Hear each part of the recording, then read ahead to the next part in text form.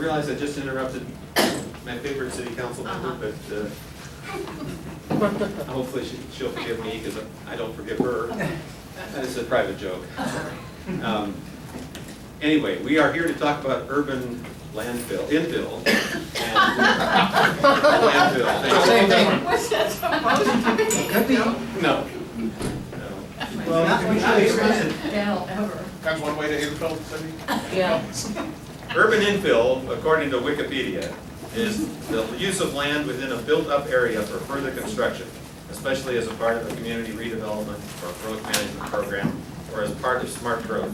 I think that raises all sorts of interesting things to talk about, that definition. So each of our panelists is going to take 5 to 7 minutes, and then we'll have some question and answer. I'll be a little ruthless about the 7-minute time frame. But I'd like to introduce, first of all, Jill Gabler, who's sitting right there, Jill, who is our member of council, actually from my own city district. And then Carl Schuler is El Paso County's Assistant Director of Planning. I'm sorry, that's an old title. Yeah, boy, no kidding. Yes, I apologize. Carl, You why might don't you still say be what that you too. I'm Carl Schuler, City Comprehensive Planning Manager, and your favorite City Comprehensive Planning Manager. And he also lives in my district. And that is true. And that is true. And then sitting next to Jill is Jan Dorn, who's our President Emeritus of CONO, Council of Neighbors and Organizations, for those of you who aren't all that familiar with it. And sitting next to Jan is Kevin Walker, who's the Vice President of Schooler and Associates, and a good old friend too. And Rachel Beck, also an old friend who's a member of our board and represents CONO on the infill policy task force steering committee, I think. You covered it. You got it. Anyway, so Jill, you're up if you'd like to start. You want me to go first? Sure.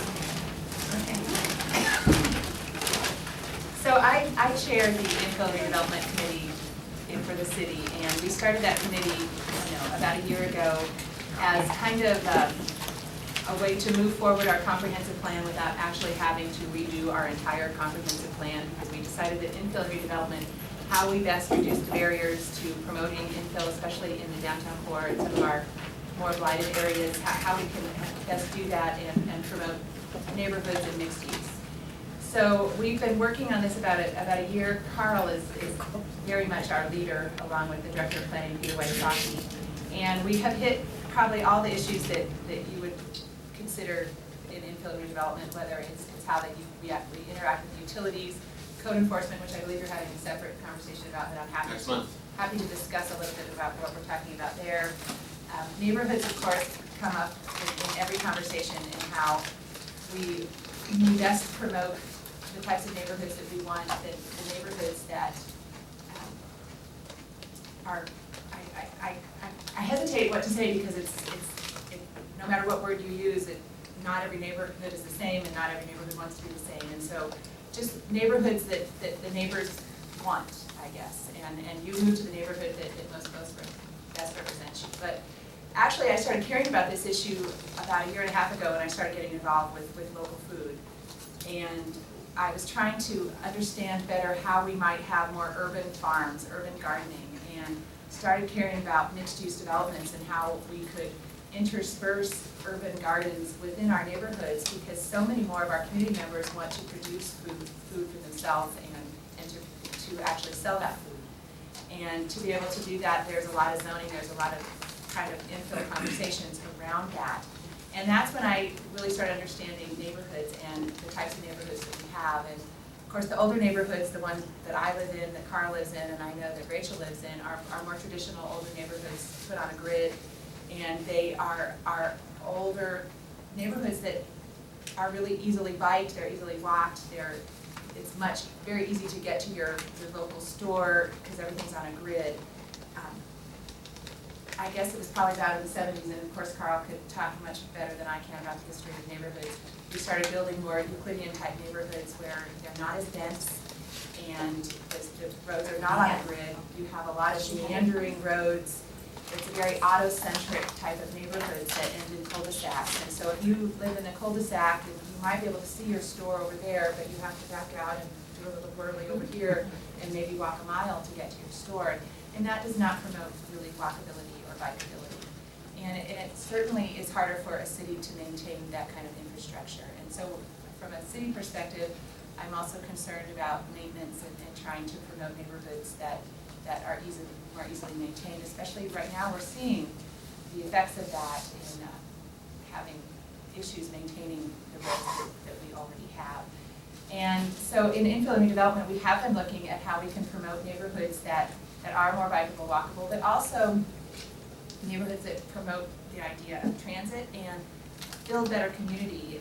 These neighborhoods are usually denser. Our older neighborhoods are denser, but the more density we have, the more easier it is to have transit, and you have more people living in those neighborhoods. So I want to be able to have us have bigger conversations about future growth, and also to how we can retrofit our current neighborhoods to have more mixed use, so that you and I who live in a neighborhood, well, not you, but many of us who live in more Euclidean style neighborhoods can have more bikeable and walkableness, because you have mixed uses and there are coordinated uses that the neighbors can agree upon, so that you do have markets and you have the ability to walk to your laundromat, you have the ability to just get around more easily. And I was looking at our goals. We've been moving through this process for the last 6-8 months, and there are a couple of our goals that I think relate to this that I wrote down that I do want to read. Carl, are you doing that? No.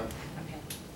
One of them is to result in reinvestment in historic neighborhoods and those that have experienced decline, encourage development that better integrates residential neighborhoods with their adjoining communities, and create a more interconnected and livable city. The other is to provide more effective multimodal connections among uses in mature areas by developing infrastructure aimed to increase mobility, connectivity, and transportation options. And I believe so much of how we move forward in this area is educating neighbors on the importance of having multimodal areas and having interconnectivity and having mixed uses. And so that is an education, because the developers are telling us that their big issues are neighbors complaining and neighbors not wanting these types of mixed uses. And so there's a conversation there about education, and then how we can better work together with the developers to make sure that we're creating uses that are wanted, but also helping neighbors to understand that maybe they do want that, they just don't realize it. And giving the neighbors a really strong voice to make sure that developers don't build the things that they really just don't want. And I don't feel like we're always doing that very well right now. And I think that Carl is putting together a lot of options, which I can see he's working in his 7 minutes to talk to you about some of the areas we will try to address there as we move forward. You're in good shape. You probably have a minute left. That's all.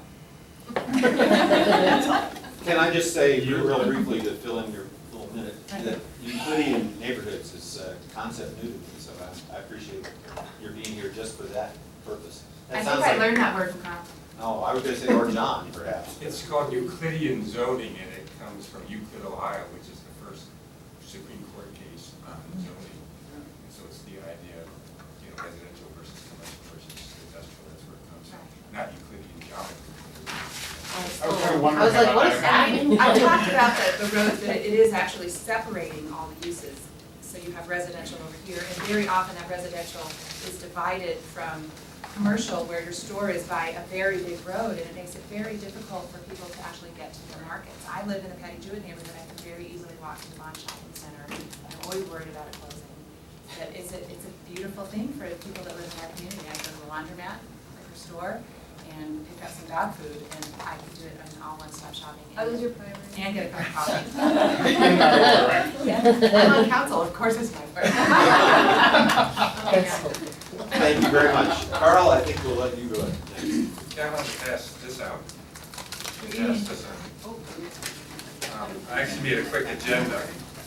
What we're passing out here, and you can pass out these folks too. I'll pass these out. My first item on the agenda here was infill steering comp plan chapter update, and Joe Gabriel already provided that, and I was going to be very brief. I'm not going to talk about this other than to pass it out. This is all of the key recommendations that have emerged so far in draft form, and you can read those and ask questions, but they're separated at this point under topics like neighborhoods, utilities, code enforcement, topics like that, the tools and incentives.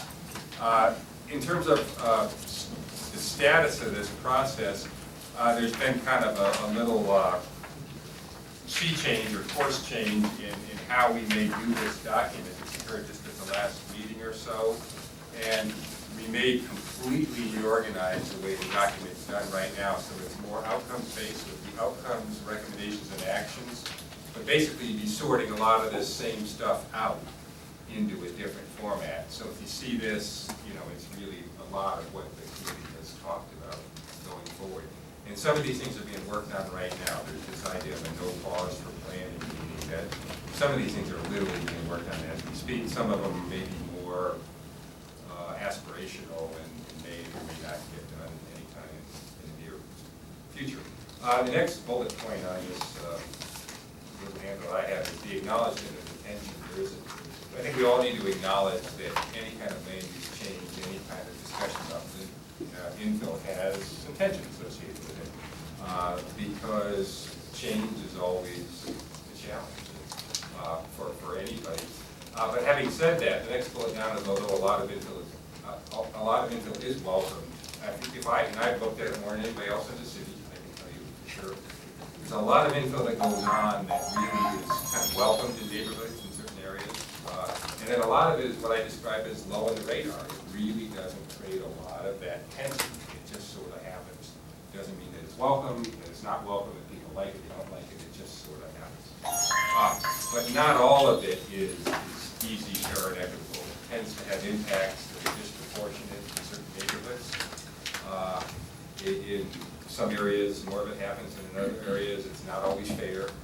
It's just the reality of the conversations we've had, probably for the last year, we'll continue to have as long as land use exists in the city.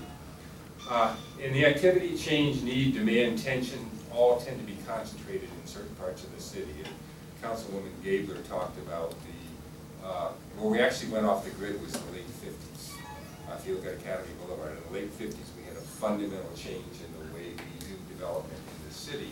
And so basically 90% of the city that wasn't, not counting the Broadmoor and Ivy Walk, some of these places that we annexed, or even Nob Hill, but 90% of the new parts of the city have been developed on that new, more suburban model of not a grid and more Euclidean. So that's the infill impacts, the infill discussions are all over the city, but they tend to focus on that older 10%. They tend to focus on edges and borders. You think about Mill Street. Anybody here from Mill Street? I mean, Mill Street has a lot more impact because it's closer to downtown than the middle of Rockford, so we kind of have to recognize that. Arterials is a big part of our thing. The impacts of places like Academy and Nevada and Flat on the associated neighborhoods. A lot more impacts than other neighborhoods, frankly. And then blighted areas, areas that we just feel that need attention because they've got stresses and strains. And my Houston Gets Religion thing here was they were actually, that was the title of an article in Planning Magazine when they actually were going to do zoning. If you don't know Houston, it's the only huge city in the country not zoned. And somebody was opining about that, and they ended up, they were going to, but they ended up not doing it. That really zoning doesn't help poor areas very much because they can't really depend on it particularly well. Affluent areas take care of themselves. It's sort of the middle class that zoning really is relied on more. And that's just kind of throwing that out in terms of as we go forward with zoning approaches. You know, the broad market take care of itself, and they don't need our zoning to help them. But in certain areas, don't, you know, really, you know, zoning isn't going to make that big a difference. The next point down, and Dave and I have talked about this, and Rachel, is I do think we as a community need to broaden our definition of neighborhood statements to the next level. That we end up with more south downtowns and more west sides. I think of the west side. The west side's not just a residential area, it's the whole deal. And I think that that's going to be important. When we think about it, you know, Academy Boulevard, there's a couple of neighborhoods on there like Park Hill, but there's not part of South Academy. And I think that as we go forward in the sense of neighborhoods, especially with respect to infill, 5 Points in Denver, I don't really hang out there, but 5 Points is not just houses, it's 5 Points. So I think that's going to be important in that we have to get to the point where almost everybody's in the neighborhood. And I didn't make this too fast, but it acknowledges all the legacies. It acknowledges the legal definitions of neighborhoods. It acknowledges the legacies of the but they're all sort of built into this deal that everybody's in a neighborhood. And your neighborhood includes the Vine Shopping Center, your neighborhood includes what's on Nevada Avenue. It doesn't not include those areas. It's not just the residences off to the side. And the paradox of corridors is my way of and I've looked at this stuff around the country. We tend to define neighborhoods as one side of a corridor or the other and not the corridor. And I don't have a good way around that, but it's just the reality of often the corridor does define the neighborhood, but we tend to have two sides. I'll just say that. The last one is this new neighborhood planning template. If and when we ever get to do a neighborhood plan, in my opinion, we don't want to do it the way we've done it before, because it's too inefficient, it's too costly, people get too tired of it. And if there was, there's the ability, if we do a comp plan update, which there's been some discussion of actually beginning to move forward, we could begin to set the stage for how we do these neighborhood plans. And we have to be more efficient than, in my way of thinking, than we've ever been in the past. And we, in my opinion, we need some kind of a replicable process and template, meaning that we sort of figure out ahead of time with CONO, huge role for CONO, how we do this process and how we come up with something that where you kind of look in the plan and see the same kind of information, not one size fits all, but you know where to find it.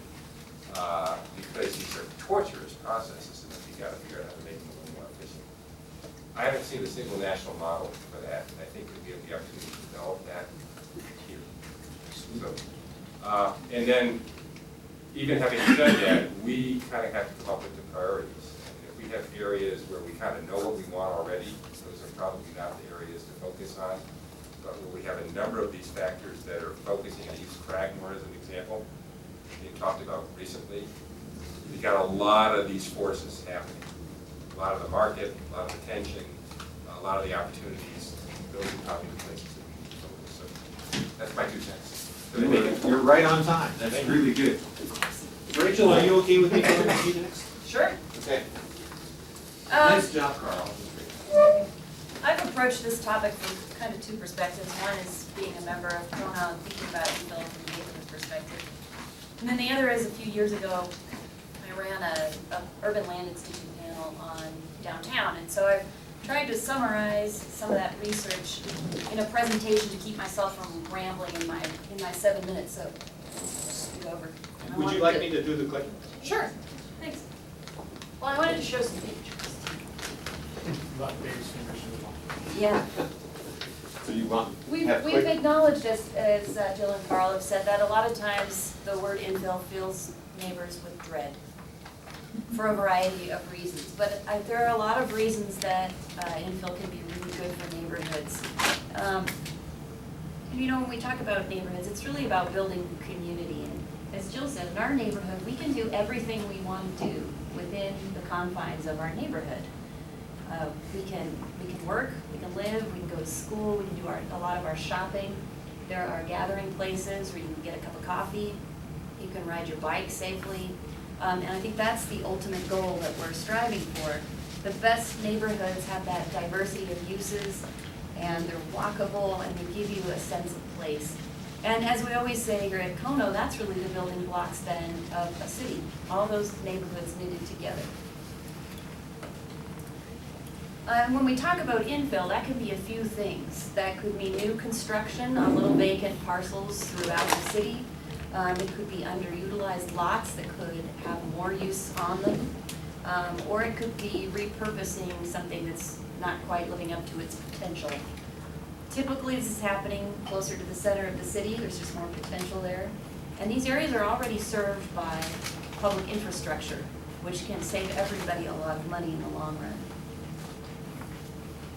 So some of the benefits. Walkability is really important for a number of reasons, and I've highlighted a few here. It's been shown to increase home values. There are a lot of studies on something that was devised called the walkability score. John, I'm sure, is real familiar with that.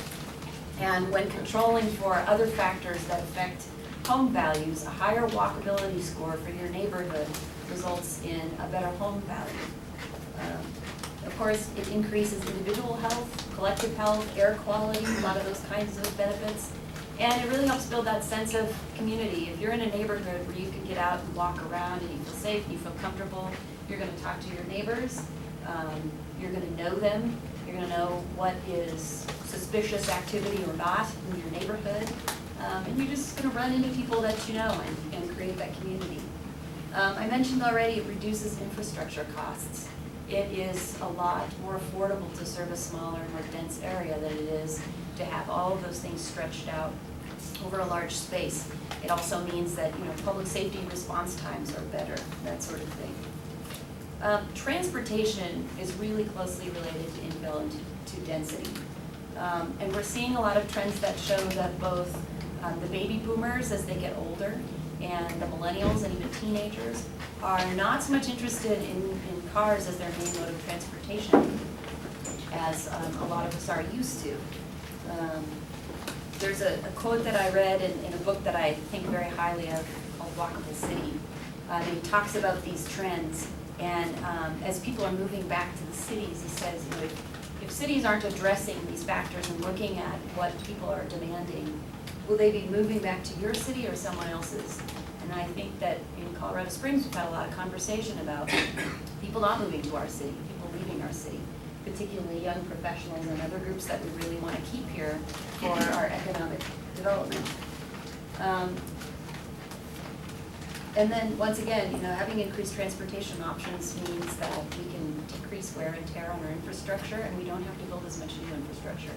And certainly, we're seeing that issue now be a huge problem that we're not quite sure how to solve without a lot of money. It can also revitalize aging neighborhoods, and that picture there, I'm sorry, that's rather small. It's a picture of Belmar in Denver. Is anyone familiar with that? It's actually Lakewood, which is a suburb. It really shows up well on the screen here. Of course. They took an aging traditional mall that had really declined. It was attracting the wrong sort of people who weren't necessarily there to do their shopping. And they turned this entire area into a more traditional neighborhood development type design, where it's mixed use, it's much less focused on cars, and it's really become a community gathering place. They have a lot of events there, and it's been a real success for the area. Now, I mentioned density and how those two are linked. And before you think I'm one of those nut jobs that wants you all to live in high rises, the research shows that actually just increasing density in small ways in suburban areas has a lot more benefits than going to a traditional or you know, like a large city urban density. So to go from 2 units per acre to 10 to 20 units per acre, and what that looks like is a mix of apartments, townhomes, and single-family homes has the most economic benefits. And so I think that's something that most of us here could probably imagine as being appropriate for our city. We don't have to turn into New York City. Now I took some pictures of infill that's right here in my own neighborhood. Again, this does not have to be Denver, it doesn't have to be New York City. This is infill. This was, Carl could probably tell us the parcel size. This is down the street from I don't know the Boba's. size, I know what it is. City, it's about a city block. It's about a block. Okay, so it's a square block, that was some warehouses, and a group came in and built a co-housing community, greenhouses, sorry. And you can see there's some multifamily there, some of those are single-family homes. They're pretty close together, they have a central courtyard, and then if you go